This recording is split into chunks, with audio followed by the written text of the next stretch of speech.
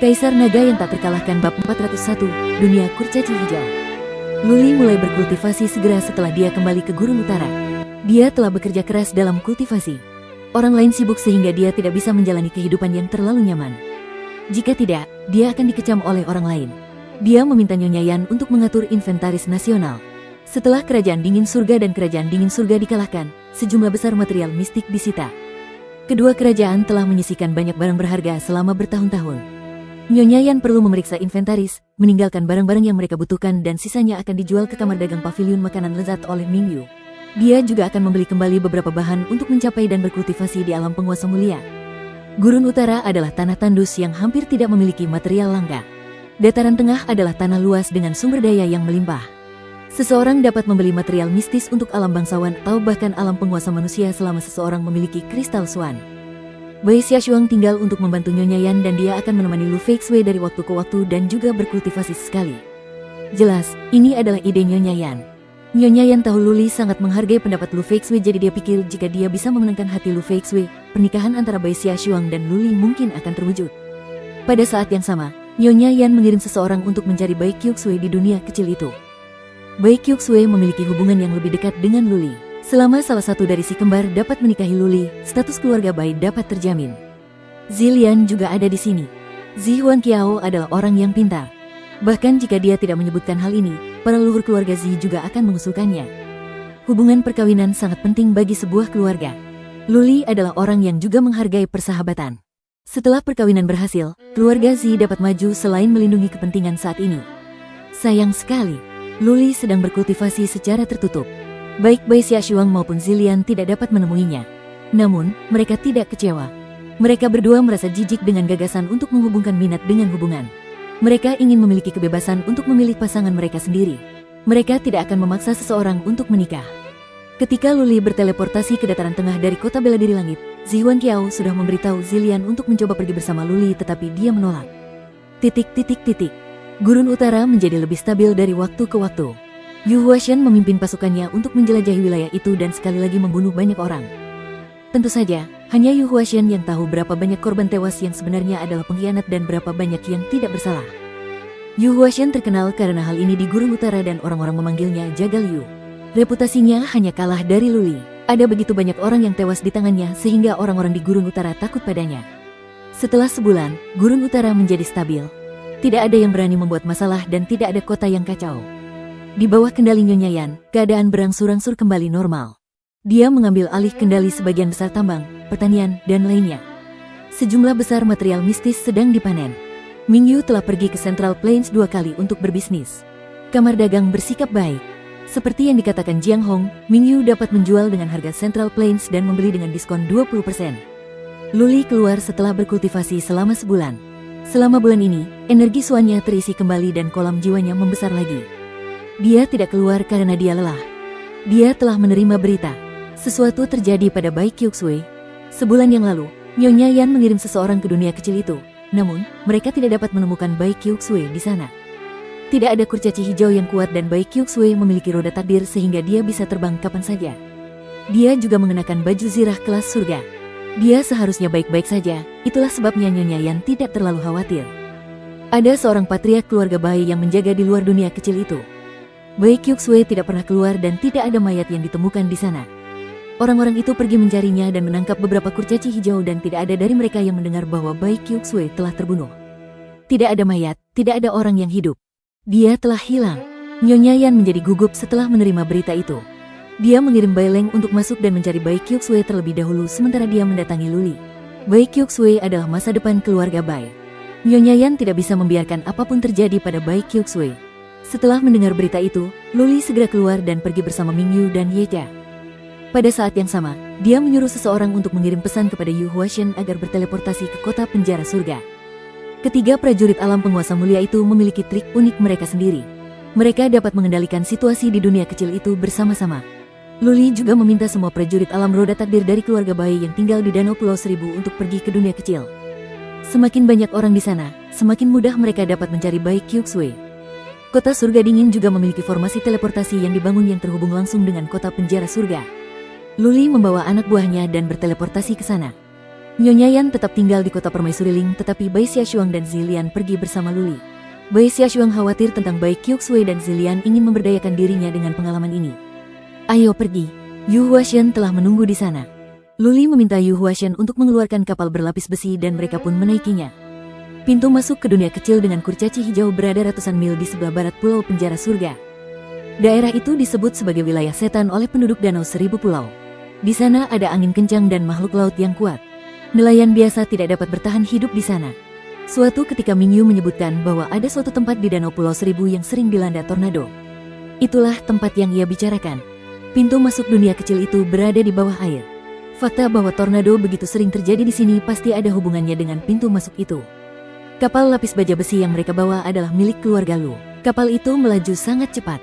Hanya dalam waktu 4 jam, mereka telah tiba di daerah danau. Ini aneh. Luli menatap langit. Langit tampak suram sekali. Air laut meluap dan warna di area ini menjadi lebih gelap. Orang bisa merasakan bahaya tanpa harus mendekat. Tentu saja, ini hanya untuk orang biasa. Luli dan yang lainnya yang datang bersamanya sangat kuat. Dia membawa 3 prajurit dari alam penguasa mulia bersamanya, jadi tidak apa-apa. Kapal berlapis besi itu melesat maju dan menyerbu ke area para iblis. Luli menyipitkan matanya. Dia melihat tornado di kejauhan. Di bawahnya, ada pusaran besar di air. Ada beberapa ki dan energi binatang suan yang datang dari area itu. Tuan muda, Mingyu berkata, pintu masuk ke dunia kecil itu berada di bawah pusaran. Tornado itu masih ada di sini, jadi akan sangat berisiko jika berada di dekatnya. Haruskah kita menunggu? Apa yang perlu ditakutkan? Tornado ini jauh lebih kecil daripada yang mereka lihat di laut terakhir kali. Selain itu, mereka akan berada di dalam air. Luli melambaikan tangannya dan berkata, ayo kita pergi. Yu Huaxian, pimpin jalan. Pemimpin klan Ye, lindungi Zilian dan Bai Xiaoshuang. Mingyu, ikuti kami. Luli memberi perintah. Yang lain tidak berusaha membujuknya lagi. Mereka menyingkirkan kapal berlapis besi dan menyelam ke dalamnya. Muhu gelombang. Dari dalam danau, terdengar suara sapi yang teredam yang mengganggu binatang suan di dalam danau. Yu Huaxian menyelam seperti naga yang berenang dan menghunus pedangnya. Mingyu juga bergerak. Dia membunuh beberapa binatang seperti singa laut satu persatu dengan mudah. Luli tidak menunggu kedatangan para prajurit alam roda takdir dari Danau Pulau Seribu. Dia dapat melihat pusaran air besar di danau di kejauhan dan mereka bergerak semakin dekat ke sana tanpa terkendali. Ini bukan apa-apa. Yu Huaxian sama sekali tidak takut. Mereka menyelam ke kedalaman danau dan kemudian berenang ke bawah mengikuti pusaran air. Bai Xiaoshuang dan Zilian kehilangan kendali atas gerakan mereka. Mereka langsung meraih tangan Luli dan menempelkan tubuh mereka padanya. Jantung Luli berdebar kencang. Di dalam air, gadis-gadis itu hampir telanjang meskipun mereka mengenakan pakaian. Kecepatan putarannya meningkat. Semua orang terhisap ke dalam terowongan yang gelap gulita. Setelah tak seorang pun tahu berapa lama, mereka merasa seperti jatuh dari langit. Mereka kini dapat melihat benda-benda dengan cahaya dan mereka telah tiba di dunia kecil yang aneh. Wus, wus gelombang. Sebelum Luli sempat memeriksa pemandangan, dia tiba-tiba melihat kurcaci hijau yang tak terhitung jumlahnya datang ke arahnya dari segala arah. Jumlah mereka begitu banyak sehingga dia tidak bisa melihat ujungnya. Ada yang salah. Yu Huaxian dan Mingyu merasa ada yang tidak beres. Diserang oleh kurcaci hijau setelah memasuki dunia kecil adalah hal yang biasa, tetapi jumlah mereka begitu banyak dalam formasi yang terorganisasi. Ini salah. Bab 402, Ras Misterius. Dunia kecil kurcaci hijau ditemukan oleh sebuah keluarga di Danau Pulau Seribu secara tidak sengaja. Namun, pada saat itu, ada cukup banyak kurcaci hijau yang kuat. Orang tua dari penjara surga membawa Baisi dan beberapa orang lainnya ke dunia kecil dan membunuh mereka yang kuat dan mengambil semua bahan mistik di dunia kecil. Penjara orang tua surga meninggalkannya begitu saja setelah itu. Keluarga Bai akan mengirim seseorang untuk menjarah sesekali dan menyingkirkan para kurcaci hijau yang kuat. Setelah itu, mereka akan membiarkan dunia kecil itu begitu saja. Banyak orang dari Danau Pulau Seribu pernah ke sini sebelumnya. Mereka kebanyakan ke sini untuk berlatih karena hanya ada sedikit material mistis yang tersisa. Tidak ada yang berani menangkap beberapa kurcaci hijau untuk dijual. Begitu ditemukan, keluarga Bai akan menghukum mereka dengan keras. Mingyu telah datang ke sini beberapa kali untuk berlatih sehingga dia memiliki pemahaman yang jelas tentang dunia kecil kurcaci hijau. Ada banyak kurcaci hijau di sini, tetapi mereka tidak terorganisasi. Kurcaci hijau akan melakukan segala sesuatunya dengan cara mereka sendiri dan membentuk kelompok. Ada hampir 100 klan kurcaci hijau yang tersebar di seluruh dunia kecil itu. Tidak ada negara yang terbentuk dan tidak ada kurcaci hijau yang kuat yang memiliki cukup wewenang untuk memerintah klan. Yu Huaxian pernah mendengarnya. Kurcaci hijau tidaklah cerdas. Mereka tidak memiliki peradaban seperti masyarakat manusia. Mereka lebih seperti orang barbar dari zaman dahulu kala. Oleh karena itu, Mingyu dan Yu Huaxian terkejut melihat begitu banyak kurcaci hijau yang terorganisir. Luli bereaksi cepat. Ia segera melepaskan roda takdirnya dan melindungi Zilian dan Bai Xiaoshuang. Ye Cha dan yang lainnya melepaskan manik-manik kehidupan mereka dan menatap ke bawah dengan dingin. Baiklah, Luli, kenapa roda takdirmu berbeda? Bai Xiaoshuang melihat roda takdir berwarna perak di bawah kaki Luli dan dia penasaran dengan pola naga di sana. Zilian juga memperhatikannya dan dia pun tertarik. Wus, wus, wus gelombang. Para kurcaci hijau berteriak dengan cara yang aneh. Semua kurcaci hijau di dekatnya memacu punggung mereka dan kemudian melemparkannya ke atas. Taji-taji itu jelas merupakan semacam harta karun milik kurcaci hijau. Taji-taji itu bergerak cepat dengan suara yang keras. Itu adalah pemandangan yang sangat spektakuler dan mencekik seperti hujan anak panah. Namun, bagi Luli dan yang lainnya, ini hanyalah tipuan kecil. Luli bahkan tidak bergerak. Manik kehidupan milik Mingyu bersinar dan dia melepaskan tenaganya. Semua taji terhenti. Yu Huaxian, usir para kurcaci hijau. Luli memberi perintah. Yu Huaxian bergerak. Tanda garis darah di lehernya menyala saat banyak kilauan melesat keluar. Mingyu bekerja sama dengannya dengan mengurangi kekuatannya. Tak lama kemudian, kilauan itu menyebar. Ah, wah gelombang. Banyak kurcaci hijau yang terkena percikan api dan berteriak kesakitan. Mereka berguling-guling di tanah. Banyak dari mereka yang dadanya berlubang karena terbakar. Beberapa tewas di tempat karena kepala mereka terluka. Seorang kurcaci hijau dewasa bisa sekuat prajurit alam kolam jiwa. Beberapa kurcaci hijau yang lebih kuat bisa sekuat prajurit alam roda takdir. Yang paling kuat bisa bersaing dengan prajurit alam abadi. Oleh karena itu, penjara surga orang tua bisa menyapu seluruh dunia kecil kurcaci hijau. Ada banyak kurcaci hijau di sini, tetapi tidak ada satupun yang kuat. Mereka hanya bisa bersaing dengan para pejuang alam kolam jiwa. Bahkan Luli bisa mengalahkan mereka, apalagi Mingyu dan Yu Huaxian. Makna mendalam berkilau milik Yu Huaxian adalah yang paling efektif saat berhadapan dengan pasukan. Kilauan yang tak berujung terbang keluar, melukai dan membantai satu kelompok kurcaci hijau demi satu. Dalam waktu hanya belasan tarikan napas, tempat itu telah menjadi neraka. Ada ribuan kurcaci hijau di bawah sana. Setelah Yu Huaxian melakukan pembunuhan besar-besaran, setidaknya lebih dari 1.000 orang terluka atau terbunuh. Kurcaci hijau lainnya mulai ketakutan. Kengerian tergambar di mata mereka. Namun, para kurcaci hijau tidak pergi, yang membuat Mingyu dan Yu Huaxian semakin terkejut. Di masa lalu, ketika Mingyu memasuki dunia kecil, para kurcaci hijau akan lari secepat mungkin setelah mereka merasakan ki dan energinya. Bagaimana mungkin mereka tidak melarikan diri kali ini dan memilih untuk bertarung mati-matian? Apa itu? Luli menyadari Mingyu tertegun. Mingyu terbang mendekat dan menjelaskan. Luli melambaikan tangannya dan berkata, teruskan, bunuh mereka sampai mereka takut. Mereka adalah ras alien, bukan manusia. Bagi Luli, kurcaci hijau tidak berbeda dengan binatang swan. Karena kurcaci hijau tidak takut mati, Luli tidak akan menunjukkan belas kasihan kepada mereka. Gosok-gosok gelombang.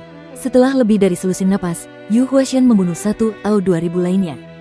Tiba-tiba, terdengar suara genderang teredam dari kejauhan. Kurcaci hijau yang datang ke Luli dan melemparkan taji mereka melarikan diri sekaligus ke segala arah. Suara drum. Kilatan dingin muncul di mata Luli. Ia tiba-tiba menoleh ke arah Ye Cha yang bergegas ke tempat suara itu berasal seperti angin sepoi-sepoi. Kurcaci hijau itu terkendali. Mingyu mengerutkan kening, tetapi dia tidak tahu siapa yang bisa melakukan ini. Mungkinkah seorang prajurit yang kuat telah menyelinap ke dunia kecil ini dan mengendalikan semua kurcaci hijau? Yu Huaxian, pergilah berkeliling dan lihatlah. Luli melambaikan tangannya. Yu Huaxian bergegas ke suatu arah dengan kecepatan penuh. Luli dan yang lainnya terbang ke gunung terdekat dan menunggu dengan tenang. Waktunya untuk membakar 1 batang dupa, lalu 2 dan 3. Yang mengejutkan Luli adalah Ye Cha dan Mingyu belum kembali untuk waktu yang lama. Mereka begitu cepat. Mereka seharusnya kembali terlepas dari apakah mereka menemukan sesuatu atau tidak. Wus gelombang. Setelah dupa lain dibakar, angin bertiup. Itu adalah Ye Cha. Dia menangkupkan tinjunya dan berkata, Tuan muda, kami menemukan ras misterius. Tapi, mereka cepat dan pandai bersembunyi. Mereka tiba-tiba menghilang ke bawah tanah dan aku tidak berani mengejar mereka terlalu jauh. Luli dan Mingyu terkejut. Ras Qian Phoenix memiliki kecepatan tercepat di Central Plains. Kecepatan Ye Cha sudah dapat menyaingi seorang prajurit alam berdaulat manusia. Sekarang ada ras misterius yang dapat lolos dari pencarian Ye Cha. Ras macam apa itu? Hanya ada kurcaci hijau di dunia kecil ini. Bai Xiaoshuang merasa khawatir. Apakah hilangnya Bai Qiuxue ada hubungannya dengan ras misterius itu? Mereka tampak seperti manusia dalam bentuk fisik, tetapi mereka lebih kecil. Mereka memiliki kulit berwarna coklat kekuningan dan sisik kuning di tangan dan kaki mereka. Tangan mereka seperti cakar elang. Mata mereka bersinar kuning dan telinga mereka runcing. Deskripsi Ye Cha tidak dikenal orang lain. Saat mereka sedang berpikir, Yu Huaxian kembali dari kejauhan. Ia berkata sambil mengerutkan kening setelah sampai, "Tuan muda, saya menemukan dua orang aneh, tetapi mereka menyelinap ke dalam tanah sebelum saya bisa mendekat. Saya tidak bisa mengejar mereka. Bahkan Yu Huaxian tidak bisa mendapatkannya. Jika wilayah ras misterius itu tidak tinggi, maka kecepatan mereka pasti mengerikan, tidak lebih lambat dari ras Qian Phoenix." Luli tidak bisa bersikap ceroboh. Dia menoleh ke Bai Xiaoshuang dan bertanya, "Bukankah Bai Leng ada di sini? Apakah ada anggota keluarga Bai lainnya? Di mana mereka?" "Aku tidak tahu gelombang." Bai Xiaoshuang menggelengkan kepalanya dan menjawab, "Paman Leng datang ke sini, tetapi sebenarnya tempat ini cukup besar. Jika Anda ingin menjelajahi setiap bagian tanah, Anda akan membutuhkan waktu beberapa hari." Luli memikirkannya dan berkata, "Yu Huaxian, pergilah dan kumpulkan lebih banyak prajurit di sini. Minta semua dari pemimpin klan Ye untuk datang ke sini. Suruh Zihuan Qiao dan semua prajurit dari alam penguasa mulia untuk datang dan kumpulkan lebih dari 100 prajurit alam abadi dan ribuan dari alam roda takdir. Aku harus menemukan Bai Qiuxue bahkan jika aku harus menghancurkan dunia." Kemunculan ras misterius di dunia kecil Green Dwarf membuat Luli khawatir. Setidaknya, keselamatan kelompok saat ini dapat terjamin setelah para prajurit dan pasukan yang kuat dikirim ke sini. Bagaimana jika sesuatu terjadi pada Zilian dan Bai Xiaoshuang? Haruskah Luli mengambil tindakan gegabah? Bab 403, Penyamaran. Ras misterius yang muncul entah dari mana telah menguasai para kurcaci hijau di dunia kecil. Luli, yang mengira dirinya memiliki kekuasaan penuh atas dunia kecil, tidak berani mengambil tindakan yang tidak bijaksana. Ia memutuskan untuk menunggu bala bantuan. Yu Huaxian pergi. Luli, Mingyu, Zilian, dan Bai Xiaoshuang berkemah di sebuah gunung besar. Gunung ini curam. Dari puncaknya, mereka dapat melihat segalanya dan mereka dapat melihat musuh yang datang jika ada. Mingyu telah menggunakan kekuatan psikisnya untuk mencari di sekitar. Bahkan seekor semut pun tidak mungkin berada di sana tanpa dia sadari. Ye Cha berpatroli di sekitar untuk melihat apakah dia bisa menemukan petunjuk atau informasi yang berguna. Dunia kecil itu tidak memiliki perbedaan antara siang dan malam. Langit berwarna merah tua dan Xuan Qi di sini cukup tipis. Ini bukan tempat yang cocok untuk tinggal atau bercocok tanam. Bahkan jumlah pohonnya sedikit dan yang ada di sana berkulit gelap dengan sedikit daun. Bai Xiaoshuang dalam keadaan gelisah dan Zilian menghiburnya. Luli duduk dengan wajah serius. Mingyu duduk dengan kaki disilangkan dan mata terpejam, terus-menerus memeriksa keadaan sekitar, terutama di bawah tanah dengan kekuatan psikisnya karena ras misterius itu dapat bergerak di bawah tanah dengan kecepatan tinggi. Waktu berlalu dengan cepat. Setengah hari telah berlalu, dan selama itu Ye Cha kembali 2 kali. Namun, perjalanannya tidak membuahkan hasil apapun. Suasana di sekitarnya sunyi. Bahkan tidak ada satupun kurcaci hijau yang muncul. Tidak ada yang terjadi di bawah tanah juga. Pemimpin klan Ye, Luli menyerahkan jimat giok peringatan kepada Ye Cha setelah berpikir sejenak dan berkata, "Perluas wilayah pencarianmu. Jika memungkinkan, tangkap salah satu anggota ras ini. Jika kita dalam bahaya, aku akan menghancurkan jimat giok itu." "Tuan muda, saya tidak berpikir." Ye Cha mengenakan topeng ilusi sehingga ekspresinya tidak terlihat. Namun, dapat dipahami bahwa dia khawatir. Luli melambaikan tangannya dengan tekad sehingga Ye Cha harus pergi. "Luli, suruh ketua klan Ye untuk menemaniku. Aku dan adikku punya koneksi. Kalau aku berada dalam radius 30 mil dari adikku, aku bisa memberitahu lokasi persisnya." Bai Xiaoshuang tidak bisa duduk diam. Namun, Luli menggelengkan kepalanya dan berkata, "Tidak, kamu tidak bisa pergi kemanapun. Kamu harus tinggal bersamaku." Bai Xiaoshuang adalah karakter yang gelisah dan hanya bisa dikendalikan oleh Luli. Dia tidak setuju jika Bai Xiaoshuang pergi bersama Ye Cha. Luli sendiri cukup kuat dan Mingyu punya kekuatan. Setidaknya, mereka bisa melindungi diri mereka sendiri sampai Ye Cha kembali setelah sesuatu terjadi. Mereka duduk diam dan menyantap makanan dan air yang sudah disiapkan. Yu Huaxian telah pergi untuk mengerahkan pasukan. Ia sendiri cukup cepat, tetapi akan butuh waktu untuk mengerahkan prajurit dan pasukan yang kuat. Ia akan membutuhkan waktu setidaknya 2 hari. Setelah 4 jam, Mingyu tiba-tiba membuka matanya dan berteriak, "Tuan muda, ada yang tidak beres. Terbanglah." Luli segera melepaskan roda takdirnya dan berteriak kepada Zilian, "Lepaskan roda takdirmu dan bawa Bai Xiaoshuang bersamamu. Jangan turun ke sini sebelum aku menyuruhnya." Zilian mengangguk dan melepaskan roda takdir 7 warna. Dia membawa Bai Xiaoshuang bersamanya dan terbang sejauh lebih dari 1000 yard. Luli mengikuti mereka dan begitu pula Mingyu. Mereka menatap ke bawah dengan dingin. Deng, deng, deng gelombang. Puncak gunung itu meledak saat 6 sosok kuning melesat keluar. Ke-6 sosok kuning itu secepat para prajurit di tahap awal alam penguasa mulia. Mereka terbang ke langit dalam sekejap. Berisi. Mingyu melepaskan force. Awan dan angin berubah saat gelombang energi yang kuat menekan ke bawah. Seketika, keenam sosok itu melambat dan jatuh ke dalam terowongan tempat mereka keluar. Kekuatan Mingyu berdampak pada keenam orang itu. Namun, keenam orang itu masih bisa keluar. Kalau tidak, mereka akan membeku di udara alih-alih jatuh. Mingyu, tangkap mereka hidup-hidup. Luli berteriak. Jarang sekali melihat ras misterius ini. Tentu saja, dia ingin menangkap mereka hidup-hidup untuk diinterogasi guna mendapatkan informasi. Mingyu berpikir dengan cara yang sama. Dia terbang turun dan melepaskan force lagi. Kecepatan keenam orang yang bergegas menuju terowongan itu sangat terganggu. Wus gelombang. Mingyu menghunus pedangnya dan menusukkannya ke bawah. Dua orang kuning tertusuk dan tubuh mereka meledak. Pertahanan mereka sangat lemah. Sejak Mingyu bergerak, force-nya berkurang. Keempat orang lainnya langsung berlari ke dalam terowongan. Tidak mungkin Mingyu akan membiarkan mereka pergi. Dia melepaskan force sekali lagi untuk memperlambat mereka. Kali ini, dia tidak menyerang. Dia berlari ke bawah, berencana melumpuhkan mereka. 1000 kaki, 300 kaki, 100 kaki. Mata Mingyu berbinar-binar. Ia melemparkan pedangnya, dan kali ini, ia mengendalikan kekuatannya dan melakukan gerakan yang tepat. Ia menusuk kaki dan tangan keempat orang kuning itu. Mereka baru saja memasuki terowongan, tetapi mereka tidak bisa melarikan diri lagi. Bagus. Mingyu merasa lega. Ia hendak turun dengan cepat. Detik berikutnya, ia terkejut dan langsung terbang kembali. Ledakan gelombang. Di dalam terowongan, cahaya kuning menyilaukan bersinar dari keempatnya, lalu mereka meledak seperti bom. Seluruh gunung hancur, tanah terangkat tinggi, dan suaranya menggetarkan bumi. Sangat disayangkan. Mingyu merasa menyesal. Dia tidak melepaskan force untuk menahan keempat orang itu pada saat-saat terakhir. Mereka telah terluka parah sehingga jika mereka ditahan, mereka tidak akan bisa meledak sendiri. Tidak. Tiba-tiba, Mingyu gemetar. Ia mendongak dan melihat sosok kuning muncul dari kehampaan dan berusaha mencengkeram Luli dengan sepasang cakar berwarna kuning kecoklatan. Mingyu setengah mati karena ketakutan. Ia berteriak ketakutan, "Tuan muda, awas." Sebenarnya, Luli sudah merasakan bahaya yang mengancam jiwanya di kedalaman jiwanya sebelum Mingyu mengingatkannya. Tanpa ragu, dia melepaskan raungan naga. Teriakannya mengguncang bumi dan langit, menyebabkan angin bertiup dan ruang bergetar. Ini menghentikan sosok kuning di udara. Cloning gelombang. Reaksi Luli sangat cepat setelah mengalami hidup dan mati berkali-kali. Begitu berteriak, klon-klon pun muncul dan lebih dari 10 Luli muncul. Cakar darah. Luli tidak melarikan diri. Lebih dari 10 Luli bergegas menuju sosok yang tiba-tiba muncul. Tangannya di lengan baju telah berubah menjadi cakar perak yang menghantam kepala orang kuning itu. Ledakan. Seperti yang diduga, kepalanya hancur. Sebelum mati, tampaknya ia masih mencoba mencari tahu mana Luli yang asli dan mana yang bukan. Wus gelombang. Mingyu terbang melawan hujan dengan darah dan berdiri di samping Luli. Jantung Mingyu masih berdebar-debar karena ketakutan dan teror tertulis di wajahnya. Ho gelombang. Luli menghela napas. Tanpa jeda, dia menghancurkan jimat giok itu sehingga Yecha bisa kembali.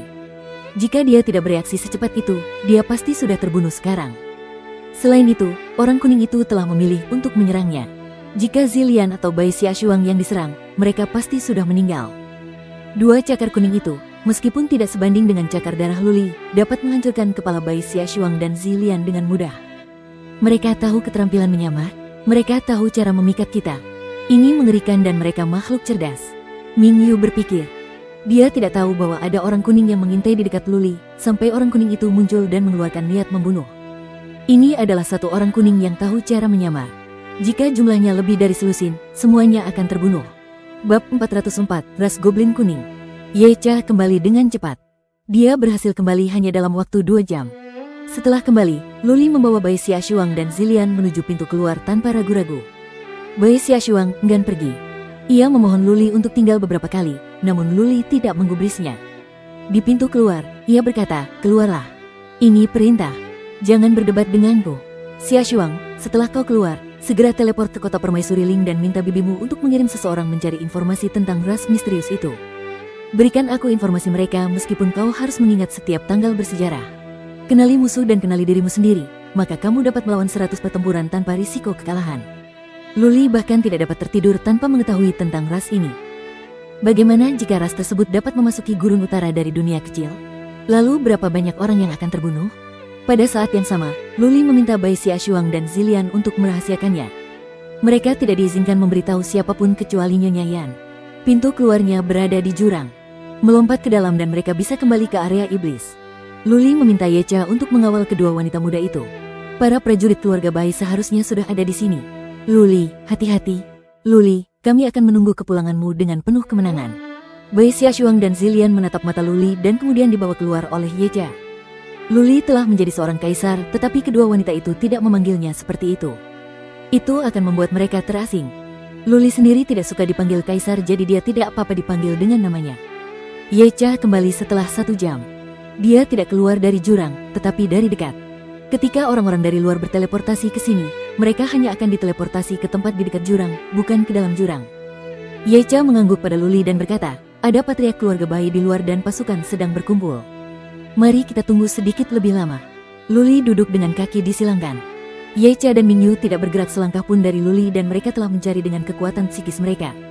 Kali ini, tidak ada orang kuning yang menyerang mereka.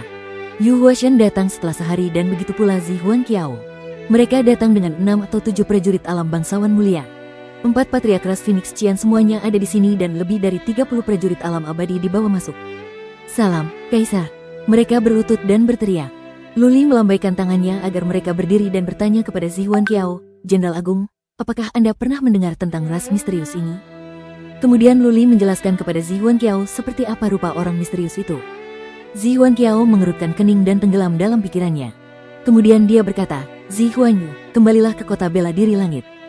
Ada catatan tentang segala macam hal aneh di Gurun Utara dalam catatan sejarah rahasia keluarga kita. Aku agak ingat membaca beberapa informasi tentang ras misterius ini. Luli dan yang lainnya sangat gembira mendengar berita itu. Kepala keluarga Zi segera berteleportasi keluar. Luli menenangkan pikirannya dengan begitu banyak prajurit kuat di sisinya. Ia melambaikan tangannya dan berkata, pemimpin klan Ye, pergilah dan bawa seseorang bersamamu untuk melihat-lihat. Zi Huan Qiao, kau juga pergi. Semua orang menyebar dan mencari di sekitar kecuali Yu Huashan dan Mingyu. Cobalah untuk menangkap orang kuning hidup-hidup dan dapatkan beberapa informasi. Jika kau bertemu dengan kurcaci hijau, bunuh mereka semua.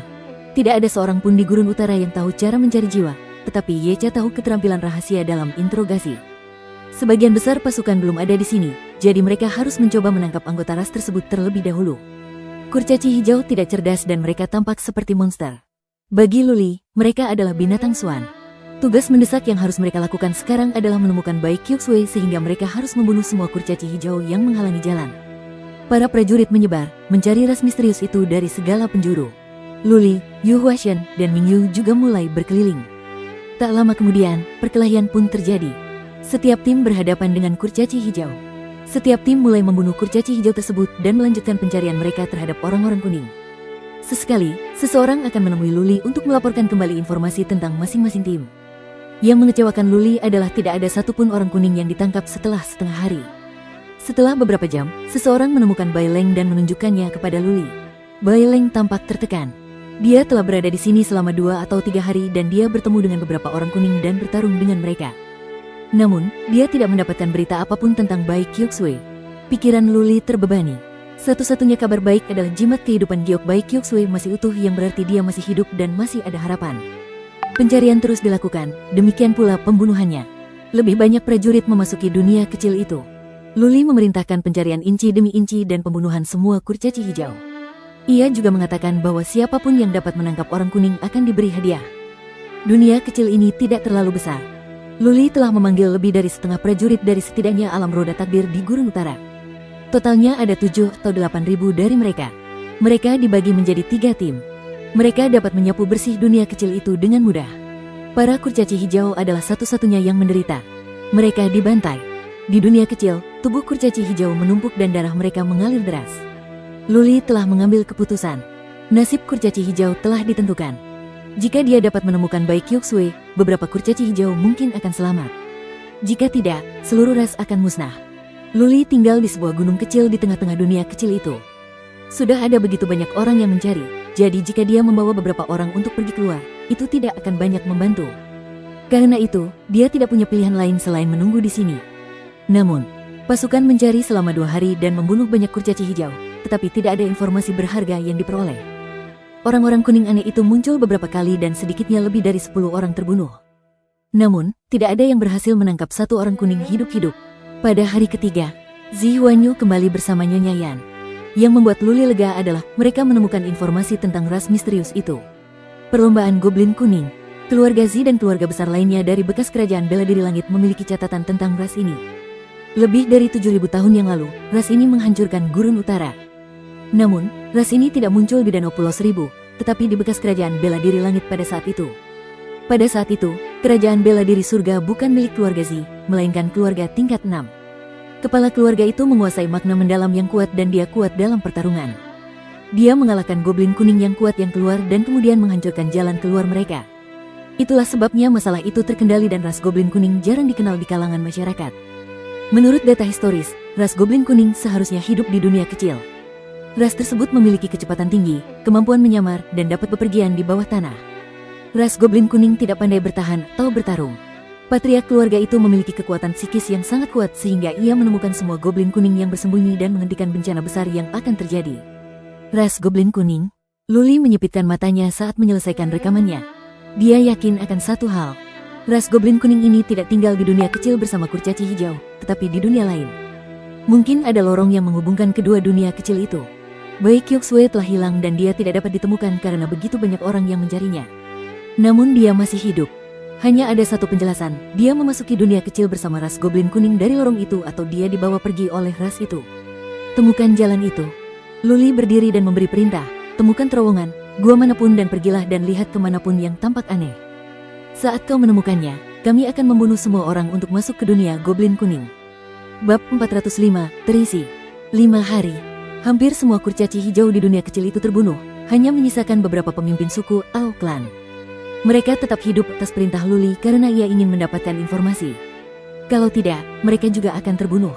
Ada 7 atau 8 ribu orang yang mencari, menjungkir balikan dunia kecil itu. Mereka tidak menemukan Bayi Kyoksue, tetapi mereka menemukan ratusan tempat aneh di gua atau terowongan. Para prajurit kerajaan mulia masing-masing memimpin tim mereka sendiri untuk mencari tempat-tempat aneh dan mereka akan menyingkirkan beberapa tempat. Setelah 3 hari, mereka menemukan 3 area. Salah satunya adalah gua bawah tanah yang sangat dalam. Zi Huanyu pergi ke sana secara langsung dan dia tidak mencapai dasar setelah menempuh perjalanan ratusan mil. Dia takut untuk masuk lebih dalam dan kembali untuk melapor. Daerah kedua ditemukan oleh seorang patriark ras Qian Phoenix. Itu adalah genangan lumpur yang tampaknya juga tak berdasar. Patriark itu menyelam lebih dari 300 mil tanpa mencapai dasar. Yang ketiga adalah sebuah gua dengan banyak racun dan toksin di dalamnya. Bahkan para prajurit alam penguasa mulia tidak berani masuk ke dalamnya. Gua itu gelap dan dalam, dan kekuatan psikis tidak dapat menentukan di mana gua itu akan berakhir. Luli membawa pasukan ke gua terdekat. Ia meminta Yecha, Zi Huanqiao, dan Mingyu untuk turun. Ketiganya dapat saling membantu.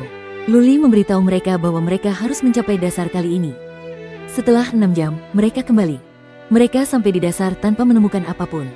Luli melambaikan tangannya dengan kecewa dan berkata, "Ayo pergi ke tempat kedua." Gua yang penuh racun itu tidak jauh dari tempat mereka berada, jadi mereka mencapainya dalam waktu setengah hari. Luli dapat melihat dari kejauhan bahwa gua itu mengeluarkan kabut ungu dan dia mencium bau yang menyengat sebelum dia bergerak mendekat. Buka gua itu. Luli memilih cara yang paling kasar. Banyak prajurit alam abadi melepaskan energi suan mereka dan meledakkan pintu masuk gua menjadi debu. Kemudian Luli meminta mereka untuk melanjutkan dan meledakkan seluruh gunung. Karena kabut beracun menghalangi jalan, maka ia hanya akan meledakkan jalan setapak dan menyebarkan racun. Ledakan, dentuman, dentuman gelombang. Batu-batu beterbangan, bumi berguncang, dan debu beterbangan. Tak lama kemudian, gunung itu hancur. Gua itu pecah dan kabut beracun pun menghilang. Para prajurit kerajaan mulia mengirimkan kekuatan psikis mereka.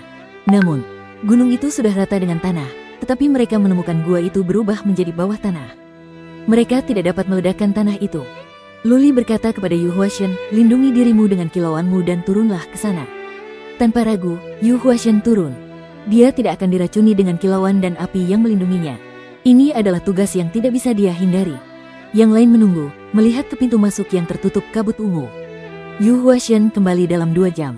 Dia menggelengkan kepalanya dan berkata, "Tidak ada apa-apa. Di bawah sana ada sarang sejenis binatang suan kuno.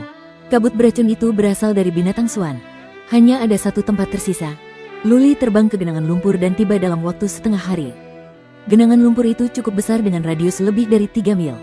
Ada bau yang menyengat yang bisa tercium dari jauh. Di dalam genangan lumpur itu terdapat lumpur hitam dan beberapa binatang suan tingkat rendah bersembunyi di dalamnya.